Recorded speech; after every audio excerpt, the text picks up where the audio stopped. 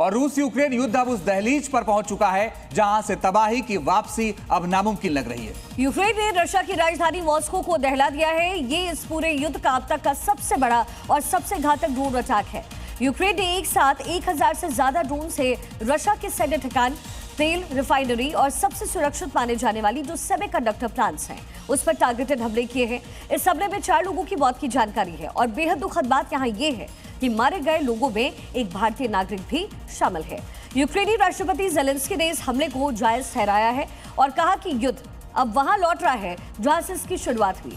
लेकिन इस अटैक के बाद पुतिन की तैयारी भी विध्वंसक नजर आई है। वो कीव पर हाइपरसोनिक मिसाइल से अटैक कर सकते हैं। तो आइए खबरों में आगे बढ़ते हैं और एक और बड़ी खबर इससे जुड़ी हुई आपको बताते हैं। बड़ी और अहम खबर यह है कि यूक्रेन का रूस पर अब तक का सबसे बड़ा अटैक हुआ है। मॉस्को पर 1000 ड्रोन से हमला हुआ है। सेमीकंडक्टर प्लांट पर अटैक किया गया है। इसके साथ ही ऑयल रिफाइनरी को भी टारगेट किया गया।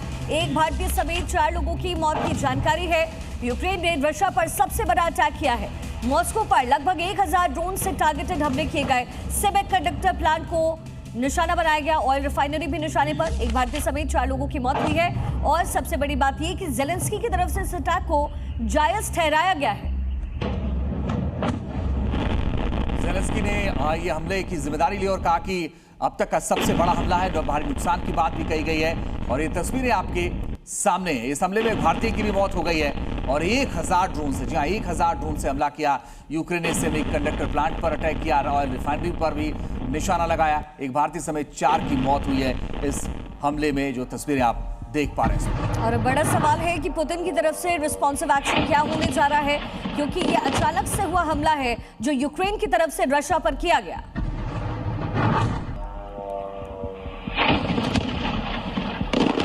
यूक्रेन ने ये जो अटैक किया है उसमें निशाने पर कौन कौन सी चीजें रशिया की थी, अब आपको एक एक करके समझाते हैं। एंगस्ट्रीम, एल्मा, टेंको पार्क, और ये क्योंकि रशिया जो सेना है उसके लिए ये सेमीकंडक्टर बनाने वाला मुख्य प्लांट है।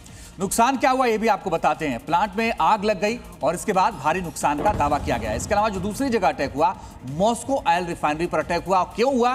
क्योंकि मॉस्को को ईंधन सप्लाई करने वाली ये मुख्य रिफाइनरी है और इसमें जो नुकसान हुआ है इसमें 12 मजदूर घायल हुए हैं और परिसर में तबाही मची है। तीसरा जो अटैक हुआ है वो सेल्चेनोगो में हुआ है, जहां पर रूसी सेना के लिए ये जगह है जहां पर ईंधन स्टोर करने वाले मुख्य पंपिंग स्टेशन होते हैं। ठिकानों पर भीषण आग लगी है।